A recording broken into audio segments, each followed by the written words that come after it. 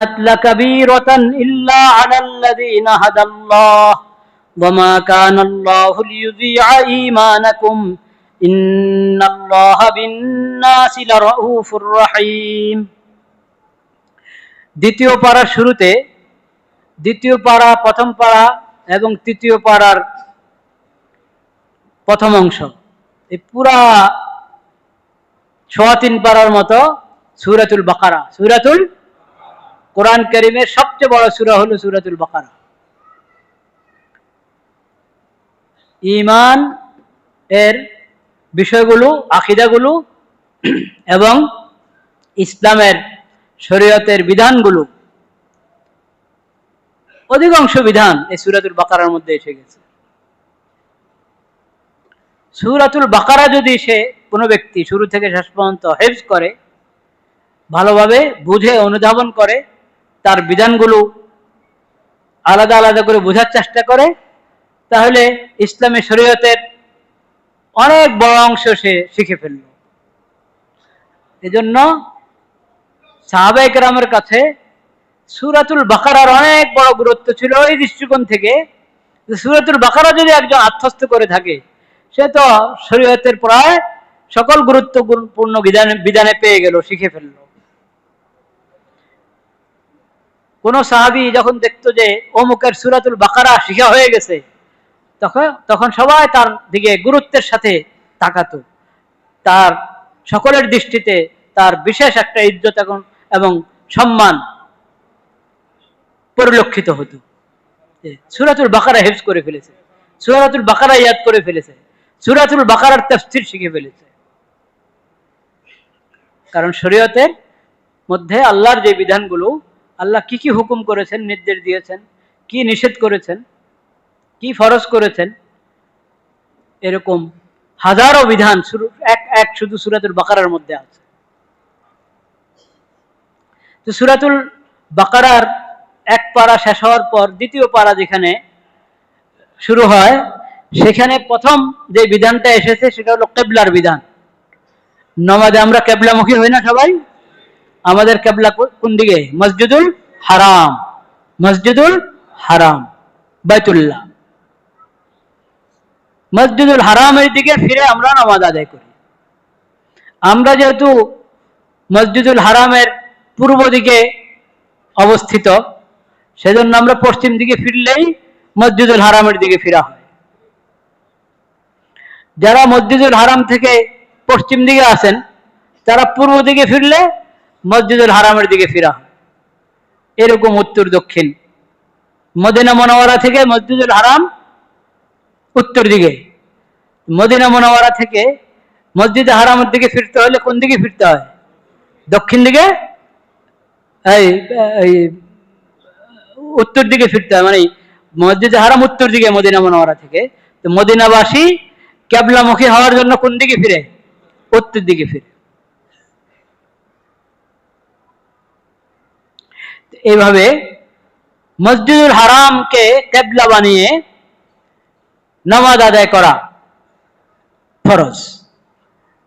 নামাজের ফরজগুলোর মধ্যে তাকবীরে তাহরিমার আগেই যে ফরজগুলো, শর্তগুলো, একটা বড় শর্ত কি? কিবলামুখী হওয়া। কি হওয়া? কিবলামুখী। কোন দিকে, কোনটা কিবলা, এটা কে ঠিক করবেন? আল্লাহ তাআলা। কে ঠিক করবেন? আল্লাহ।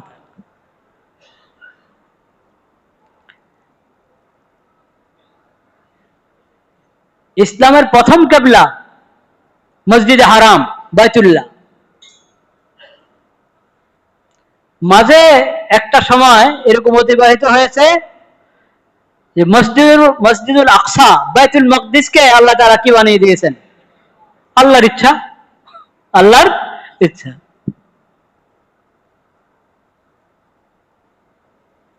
নবী করিম সাল্লাল্লাহু আলাইহি ওয়াসাল্লাম যখন মদিনা মুনাওয়ারা আসলেন হিজরত করে, তখন মসজিদে আকসা বা বাইতুল মাকদিস একই কথা, এর দিকে ফিরে কি পড়তেন? নামাজ পড়তেন, নামাজ আদায় করতেন।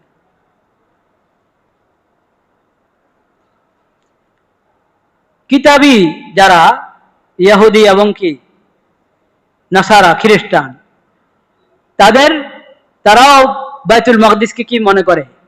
কেবলা মনে করে। নামাজের মধ্যে, ইবাদতের মধ্যে তাদের কেবলাও বাইতুল মাকদিস। 16-17 মাস নবী করিম সাল্লাল্লাহু আলাইহি সাল্লাম বাইতুল মাকদিসের দিকে ফিরে নামাজ পড়লেন। কোথায়? মদিনা মুনাওয়ারা যখন আসলেন। কার হুকুমে? আল্লাহর হুকুম। এরপর আল্লাহ তাআলা নতুন বিধান দিলেন যে এখন থেকে মসজিদে হারামকে কেবলা মানো। এখন থেকে মসজিদে হারামকে কি করো? কেবলা হিসেবে গ্রহণ করো। মসজিদে হারামের দিকে ফিরে নামাজ আদায় করো।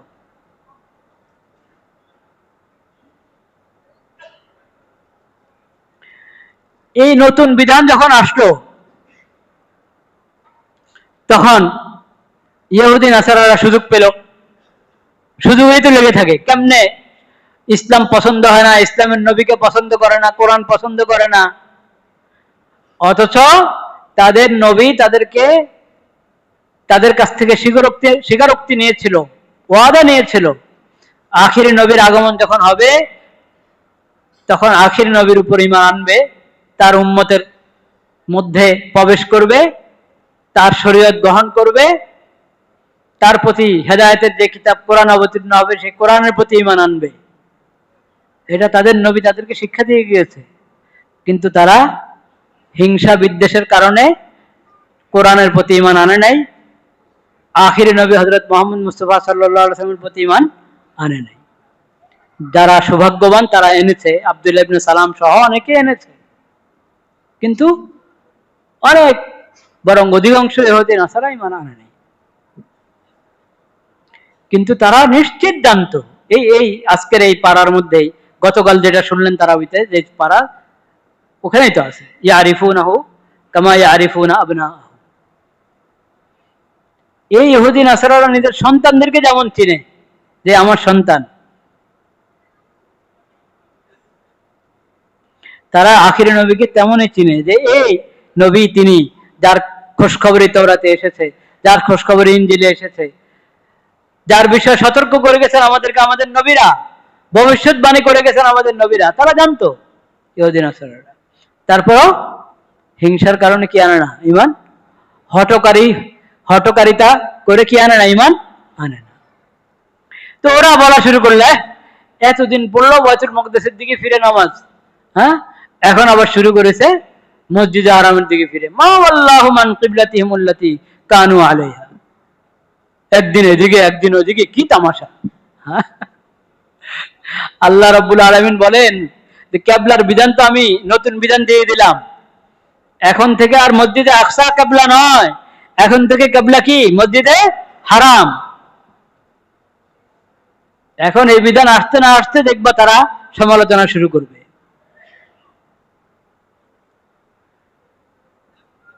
এই নির্বোধ লোকেরা সমালোচনা। আসুফাহা শব্দ কোরআনে আল্লাহ বলেছেন, আল্লাহ তো বলতেই পারেন।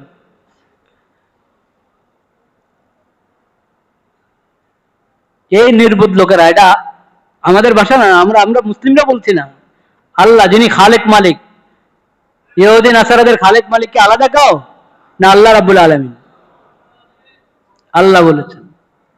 কারণ অন্যায় প্রশ্ন উত্থাপনকারী সে কি বুদ্ধিমান হয়? বুদ্ধিমান ব্যক্তি অহেতুক প্রশ্ন করে না, অনর্থক প্রশ্ন করে না, অন্যায় প্রশ্ন করে না। অন্যায় আপত্তি তোলা এটা বুদ্ধিমান মানুষের কাজ না, এটা মনে রাখতে হবে। এখান থেকে শিক্ষা গ্রহণ করতে হবে। আয়াত থেকে অন্যায় প্রশ্ন, আরে বিধানদাতা আল্লাহ তাআলা, শরীয়ত দাতা কে? আল্লাহ রাব্বুল আলামিনের হুকুমেই তো এতদিন বাইতুল মাকদিসের দিকে ফিরে নামাজ পড়েছিলে। সে আল্লাহ এখন হুকুম করছেন যে না, এখন থেকে কিবলা কি? মসজিদে হারাম। কিয়ামত পর্যন্তের জন্য এখন কিবলা কি? মসজিদে হারাম। তো এখন মসজিদে হারামের দিকে ফিরে নামাজ পড়বে। আগের কিবলা তো আল্লাহর হুকুমে ছিল, এই নতুন কিবলা কার হুকুমে? আল্লাহর হুকুমে। তাহলে প্রশ্ন কেন আপত্তি তুলছো খামাখা? আল্লাহ বলেন, কুল লিল্লাহিল মাশরিকু ওয়াল মাগরিব ইয়াহদি মান ইয়াশা আল্লাহ মান ইয়াশা ইলা সিরাতিম মুস্তাকিম। পূর্ব দিক, পশ্চিম দিক, উত্তর দিক, দক্ষিণ দিক, সব দিকের খালেক কে? আল্লাহ। মালিক কে? আল্লাহ। মসজিদে আকসার মধ্যে বরকত রেখেছেন কে? মসজিদে হারামের মধ্যে বরকত রেখেছেন কে? আর হেদায়েতের প্রথম কেন্দ্র হিসেবে আল্লাহ তাআলা কোন ঘর বানিয়েছিলেন? বাইতুল্লাহ, কাবা, বাইতুল্লাহ। তো আল্লাহ তো জানেন কোনটাকে কিবলা বানাবেন। এতদিন আল্লাহ ওটার হুকুম দিয়েছেন, এখন আল্লাহ এটার হুকুম দিচ্ছেন। বাস, আল্লাহর হুকুম এসেছে, এটা পালন করো, মানো। ইয়াহদি মান ইয়াশাউ ইলা সিরাতিল মুস্তাকিম। আল্লাহ যাকে চান সিরাতে মুস্তাকিমের দিকে কি রাস্তা দেখাবেন।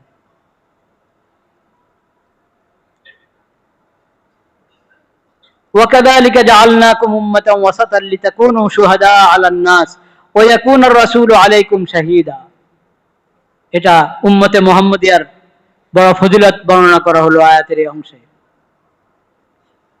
এরপরে বলা হচ্ছে ওমা জাআলনাল কিবলাতাল্লাতী কুনতা আলাইহা ইল্লা লিনা'লামা মান ইয়াত্তাবি'ুর রাসূলা মিম্মান ইয়ানকালিবু আলা আকিবাইহি। এতদিন যে কিবলা, হে নবী, আপনি এতদিন যে কিবলার দিকে ফিরে নামাজ পড়েছিলেন, সেই বিধান যে আমি দিয়েছি, কেন দিয়েছিলাম? আবার সেই বিধান পরিবর্তন করে এখন নতুন বিধান দিলাম যে এখন থেকে কিয়ামত পর্যন্তের জন্য কিবলা কি? মসজিদে হারাম। এটা কেন? ইল্লা লিনা'লামা মান ইয়াত্তাবি'ুর রাসূলা মিম্মান ইয়ানকালিবু আলা আকিবাইহি।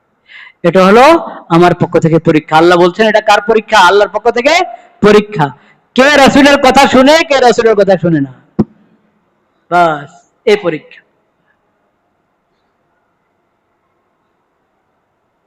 কে রাসূলকে, আল্লাহর রাসূলকে কে অনুসরণ করে, কে অনুসরণ করে না, কে রাসূলের আনুগত্য করে, কে করে না, এই পরীক্ষার জন্য এই বিধান দেওয়া হয়েছে। এই পরীক্ষার জন্য বিধান দেওয়া হয়েছে। মানুষ কি কেবলা নিয়ে দলাদলি করে, অন্যায় পক্ষপাত করে, না আল্লাহর বিধান মানে? এটা আল্লাহ দেখতে চাচ্ছেন। রাসূলের আনুগত্য করে না রাসূলের কথা শুনে না, আল্লাহ দেখতে চাচ্ছেন। খেয়াল করেন বিষয়টা। এই যে বাইতুল মাকদিস, নবী করিম সাল্লাল্লাহু আলাইহি সাল্লাম ইব্রাহিম আলাইহিস সালামের মতো, নূহ আলাইহিস সালামের মতো বাইতুল্লাহর দিকে তো নামাজ পড়তেন, মসজিদে হারামের দিকে। মদিনা মুনাওয়ারা আসার পর বা আসার কিছুদিনের আগে যখনই নতুন, তখনের জন্য নতুন মসজিদে আকসার দিকে ফিরো, এই যে বিধান, এটা কোরআনের আয়াতে এই বিধানটা এসেছে না নবীজির হাদিসের মাধ্যমে এসেছে? নবীজির হাদিসের মাধ্যমে এসেছে। নবীজির হাদিসের মাধ্যমে এসেছে বিধানটা, নবীজির হাদিসের মাধ্যমে এসেছে। আবার 16-17 মাস বাইতুল মাকদিসের দিকে নামাজ পড়ার পর যে নতুন বিধান আসলো যে এখন থেকে কিবলা মসজিদে হারাম, কোরআনের বাণী থেকে বোঝা যায় এটাও হাদিসের মাধ্যমে এসেছে। প্রথমে বিধানটা হাদিসের মাধ্যমে এসেছে, এরপরে আল্লাহ তাআলা কোরআনের এই আয়াতগুলো অবতীর্ণ করেছেন। খেয়াল করে শুনেন, এটা পরীক্ষা। আমার রসুল যখন কোরআনের আয়াত শোনায় তখনই তোমরা রসুলকে মানো না, যখন রসুল নিজে বাণী পেশ করেন, হাদিস পেশ করেন, সুন্নাহ পেশ করেন, আমল করিয়ে দেখান, তখনও রসুলকে মানো। খালি কোরআনের আয়াত শোনালে মানবা রসুলকে, রসুল হাদিস শোনালে মানবা না?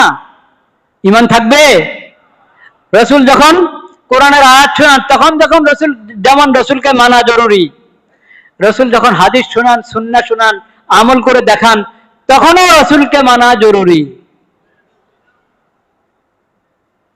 রাসূলুল্লাহ সাল্লাল্লাহু আলাইহি সাল্লাম কোরআনের আয়াত শোনালে বললেন আমান্না, আর যখন রাসূলুল্লাহ সাল্লাল্লাহু আলাইহি ওয়াসাল্লাম আল্লাহর পক্ষ থেকে হাদিস শোনাবেন, কোরআনের আয়াত না হাদিস, রাসূলুল্লাহ হাদিসে যা বলেন সেটা আল্লাহর পক্ষ থেকে বলেন না নিজের থেকে বলেন? আল্লাহর পক্ষ থেকে বলেন। তো রাসূলুল্লাহর হাদিস, রাসূলুল্লাহর সুন্নাহ, রাসূলুল্লাহর বাণী, ওটাও আল্লাহর পক্ষ থেকে, ওটাও ওহীর একটা প্রকার। সেটার উপরে যদি ঈমান না আনা হয়, সেটা যদি না মানা হয়, তাহলে ঈমান সাব্যস্ত হবে না। কোন রাসূলুল্লাহ সাল্লাল্লাহু আলাইহি ওয়াসাল্লামের প্রতি ঈমান সাব্যস্ত হতে হলে রসুলের দেওয়া কোরআন মানা যেমন জরুরি, রসুলের দেওয়া হাদিস ও সুন্নাত মানাও কি জরুরি। আল্লাহ পরীক্ষা করতে চাচ্ছেন। সরাসরি কোরআনের আয়াতের মাধ্যমে বিধান পেলে রসুলুল্লাহর হাতে, তখন মানবে। আর রসুলুল্লাহর হাতে বিধান পাচ্ছ, সেটাও তো শরীয়তের বিধান, আল্লাহর বিধান, আয়াত না হোক, সরাসরি কোরআনের আয়াত না, রসুলুল্লাহ বিধান পেশ করছেন আল্লাহর পক্ষ থেকে, তখন রসুলুল্লাহকে মানো কিনা ওটা আল্লাহ দেখতে চাচ্ছেন। যারা মানে না তারা ফেল, তারা কি? আর যারা মানে তারা কি? পাস। আজকাল সমাজে যারা আছে, রাসূল করিম সাল্লাল্লাহু আলাইহি ওয়াসাল্লাম আল্লাহর পক্ষ থেকে যে কোরআন দিয়ে গেলেন, তারা দাবি করে তারা নাকি কোরআন মানে, এবং নিজেদের নামও রেখেছে আহলে কোরআন, কিন্তু রাসূলুল্লাহ হাদিসের উপরে তাদের বিশ্বাস নাই। রাসূলুল্লাহ সাল্লাল্লাহু আলাইহি ওয়াসাল্লাম যে শরীয়ত আল্লাহর পক্ষ থেকে দিয়ে গেছেন, এই ইসলামী শরীয়তের প্রতি তাদের ঈমান নাই। ওরা কি মুসলমান? ওরা কি মুমিন? মনে রাখবেন, পরীক্ষা। ইল্লা লিনা'লামা মান ইয়াত্তাবি'ুর রাসূলা মিম্মান ইয়ানকালিবু আলা আকিবাইহি। পরীক্ষা অনেক দিক থেকে পরীক্ষা। একটা দিক বলা হলো, আরেকটা দিক রাসূলুল্লাহ সাল্লাল্লাহু আলাইহি ওয়াসাল্লামের প্রতি ঈমান আনলেন যে সাহাবায়ে কেরাম, তাদের জন্য পরীক্ষা। কিন্তু আল্লাহর রাসূলের সাহাবীগণ সব পরীক্ষায় পাশ করেছেন কিনা? পাশ করেছেন, সব পরীক্ষায় পাশ করেছেন। সেজন্য সাহাবায়ে কেরাম মেয়ারে হক। সেজন্য সাহাবায়ে কেরাম কি? মেয়ারে হক। পরীক্ষা।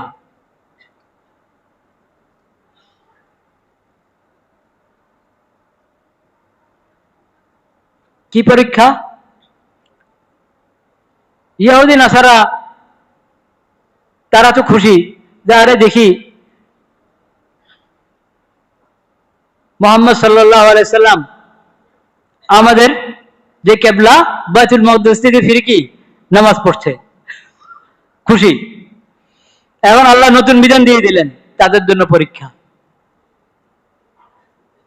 তাদের জন্য কি পরীক্ষা? মসজিদে আকসার জায়গায় এখন মসজিদে হারামের দিকে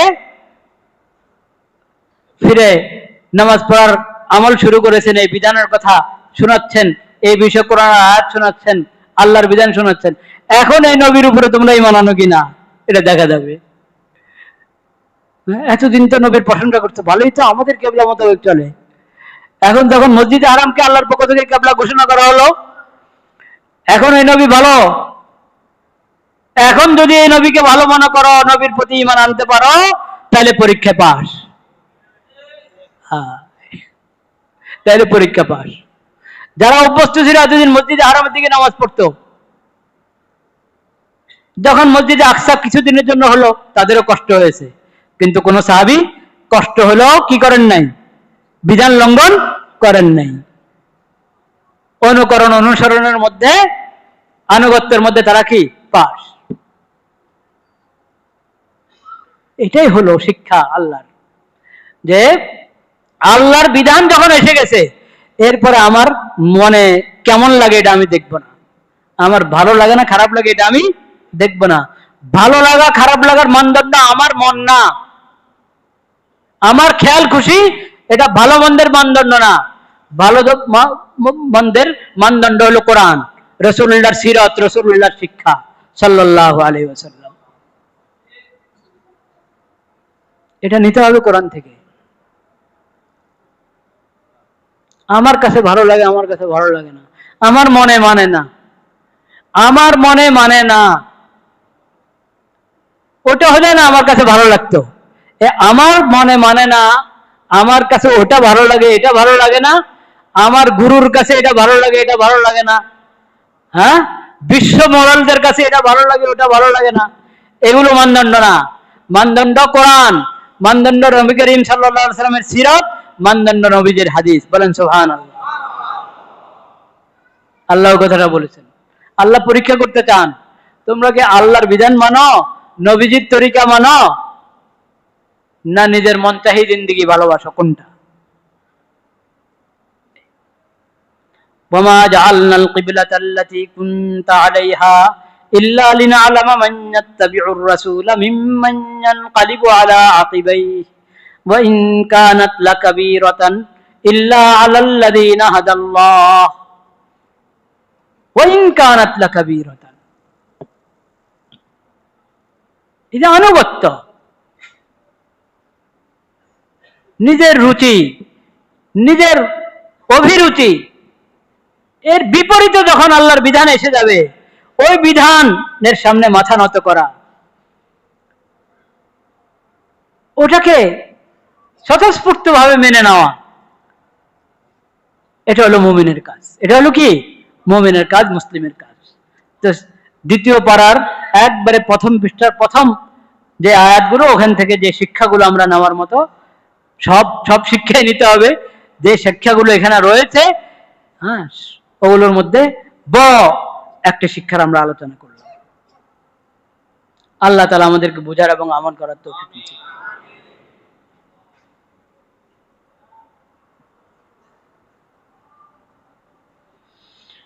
লা ইলাহা ইল্লাল্লাহ দ্বিতীয় পৃষ্ঠার একটি আয়াত পড়ি। ফাযকুরুনি আযকুরকুম ওয়াশকুরু লি ওয়ালা তাকফুরুন কামা আরসালনা ফীকুম রাসূলাম মিনকুম ইয়াতলু আলাইকুম আয়াতিনা ওয়া ইউযাক্কিকুম ওয়া ইউআল্লিমুকুমুল কিতাবা ওয়াল হিকমা ওয়া ইউআল্লিমুকুম মা লাম তাকুনু তা'লামুন ফাযকুরুনি আযকুরকুম ওয়াশকুরু লি ওয়ালা তাকফুরুন ইয়া আইয়ুহাল্লাযীনা আমানু ইসতাঈনু বিস-সাবরি ওয়াস-সালাহ ইন্নাল্লাহা মা'আস-সাবিরিন ولا تقولوا لمن يقتل في سبيل الله أموات بل أحياء ولكن لا تشعرون। আল্লাহ রাব্বুল আলামিন আল্লাহর বান্দাদের প্রতি, এই উম্মতের প্রতি, আখিরি উম্মতের প্রতি অনেক নেয়ামত দান করেছেন। আল্লাহ তাআলা অনেক অনুগ্রহ করেছেন। বড় কয়েকটি অনুগ্রহের আল্লাহ আলোচনা করেছেন এখানে। দেখো, আল্লাহ তাআলা তোমাদের হেদায়েতের জন্য রাসূল পাঠিয়েছেন। কে তিনি?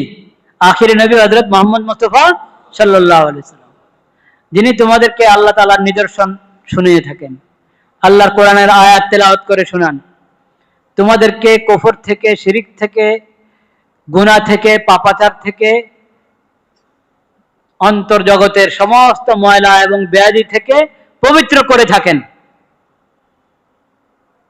তোমাদেরকে আল্লাহর কোরআন শিখিয়ে থাকেন, আল্লাহর বিধিবিধান শিখিয়ে থাকেন,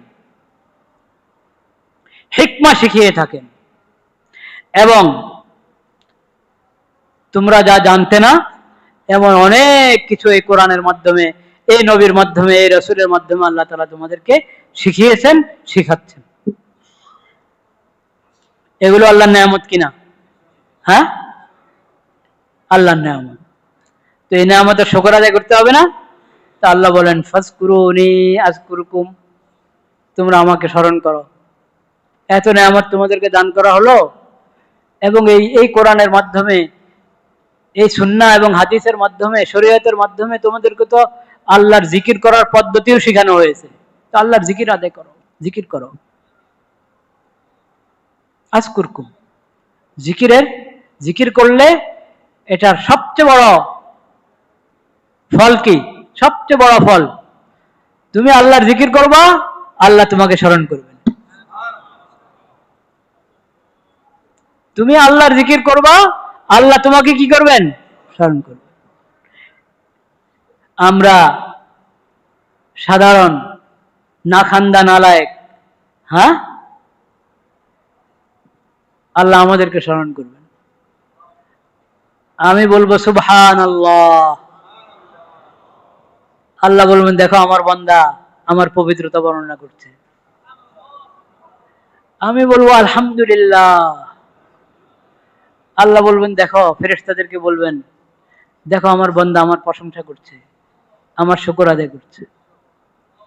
আমি বলবো আল্লাহু আকবার, আল্লাহ বলবেন দেখো আমার বান্দা আমার মাহাত্ম্য বর্ণনা করছে।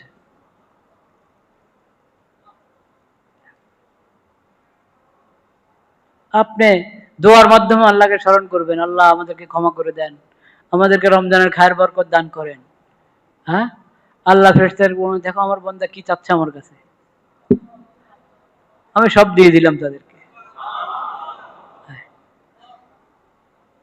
ফাজকুরুনি আযকুরকুম, তোমরা আমার জিকির করো, আমি তোমাদেরকে স্মরণ করব।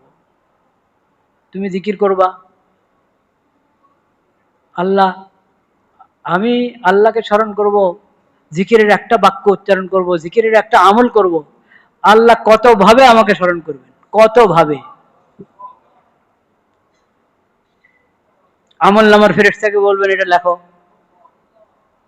আমার বান্দা নেক আমল করেছে, এটা লেখো।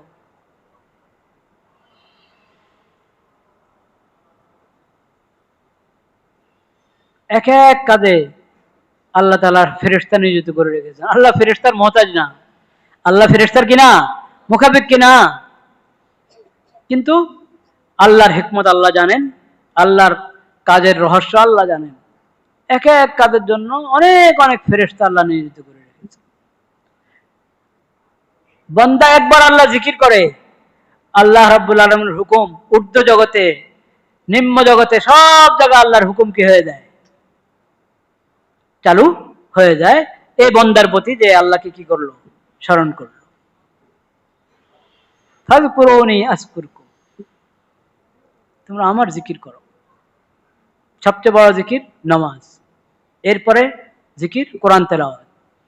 আর এগুলো তো এমন সহজ জিকির, সব সময় করতে পারি, চলতে ফিরতে, উঠতে বসতে, শুয়ে আছি, ঘুম আসতে, যতক্ষণ 5-10 মিনিট তো লেগেই যায়, 3-4 মিনিট তো লেগেই যায়। খুব কম মানুষ আছে মাথা বালিশ রাখা শুরু করলে চোখ বন্ধ হয়ে যায়।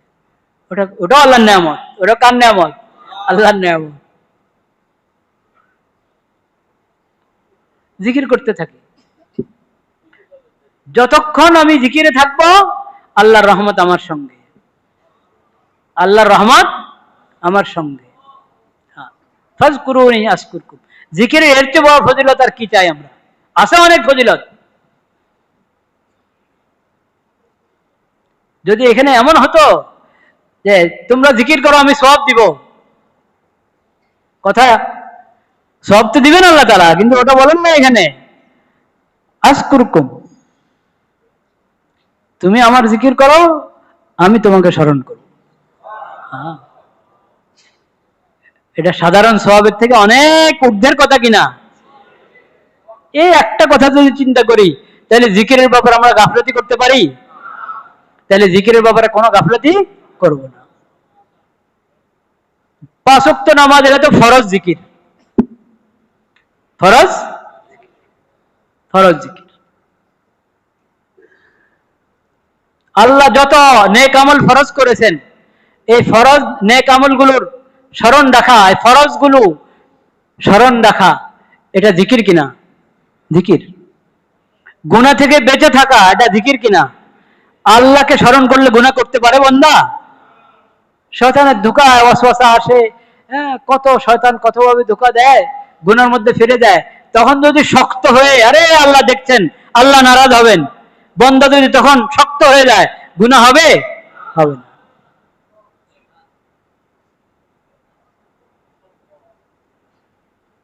তো এই 3 প্রকারের ফরজ জিকির: 5 ওয়াক্ত ফরজ নামাজ আদায় করা, আল্লাহ যত নেক আমল ফরজ করেছেন ওগুলো আদায় করা, আল্লাহ যা হারাম করেছেন ওগুলো থেকে বেঁচে থাকা, গুনাহ থেকে।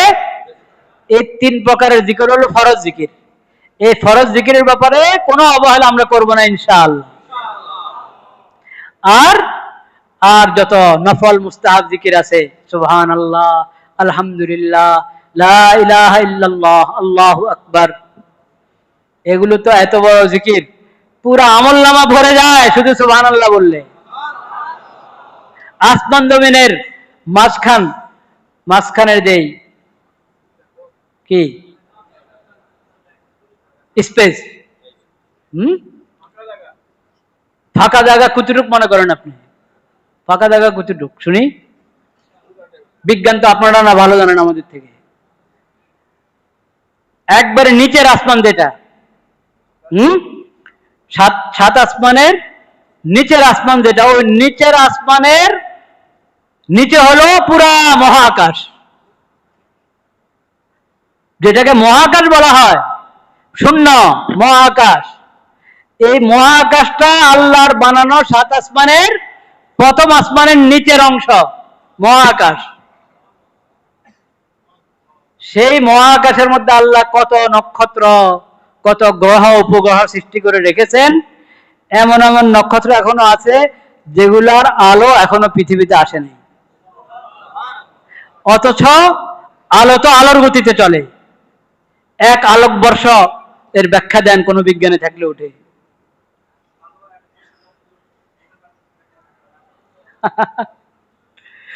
বুঝতে পেরেছেন? সৃষ্টির পর থেকে ওই নক্ষত্রের আলো এখনো জমিনে আসে নাই। তাইলে মহাকাশের এই স্পেসটা কত বড় চিন্তা করতে পারবেন? এই পুরাই জমিনটা, জমিন যে গ্রহটা পৃথিবী, এটা তো ওই মহাকাশের মধ্যে আছে নাকি?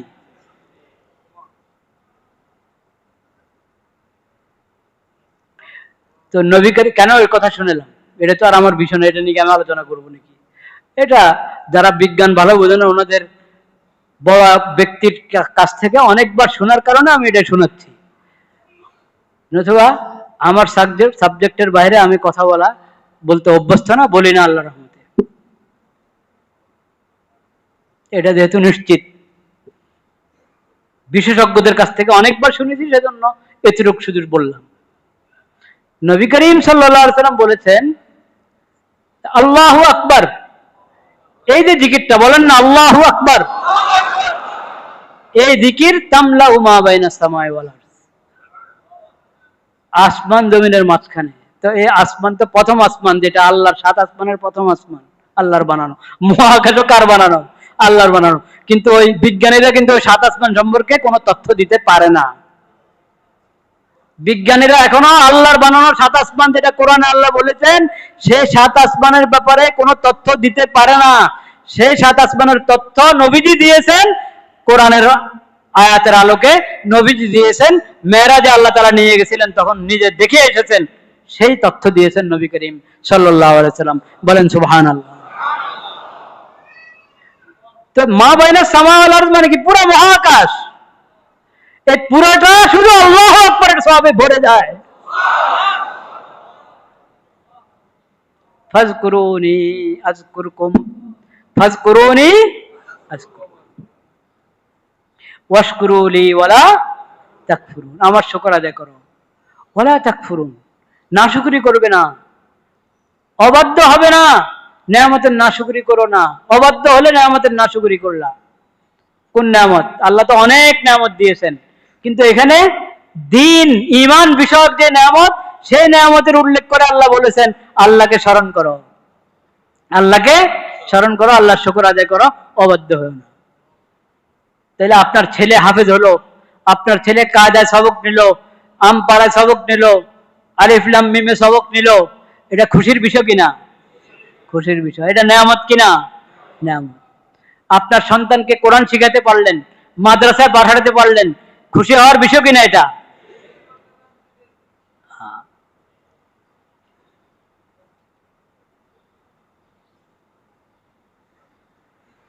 ইয়া আইয়ুহাল্লাযীনা আমানু ইসতাঈনু বিস-সাবরি ওয়াস-সালাহ ইন্নাল্লাহা মা'আস সাবিরিন। হে ঈমানদারগণ, পরের আয়াতের মধ্যে আল্লাহ বলছেন, হে ঈমানদারগণ, সাহায্য চাও। কি চাও? আল্লাহর কাছে সাহায্য চাও, সবরের মাধ্যমে, সালাতের মাধ্যমে। যদি সবর করো তাহলে এটা সাহায্য প্রার্থনা হলো, যদি সালাত আদায় করো সাহায্য প্রার্থনা হলো। মানুষ পেরেশান, হুজুর আমার কত পেরেশান, কত কষ্ট আছে, এক একজন এক এক কষ্টের মধ্যে, কত কষ্ট, কত পেরেশানি, কত জ্বালা, কত দুশ্চিন্তা। আল্লাহ বলেন আরে সবর করো, সাহায্য আসবে। হ্যাঁ, নামাজে দাঁড়াও, সাহায্য আসবে। নামাজে দাঁড়াইলে তো আপনি সূরা ফাতিহা পড়বেন, ইয়াকা না'বুদু ওয়া ইয়াকা নাস্তাঈন, আল্লাহ আমরা একমাত্র আপনারই ইবাদত করি, আপনার কাছে প্রার্থনা চাই।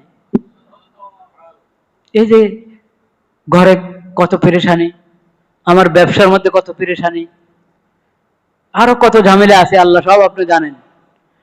আপনার কাছে আমি প্রার্থনা চাই, বাস আপনি ক্ষমা করেন, আপনি রক্ষা করেন, আপনি পেরেশানি দূর করে দেন। কেন বলি না আল্লাহকে? কেন বলি না?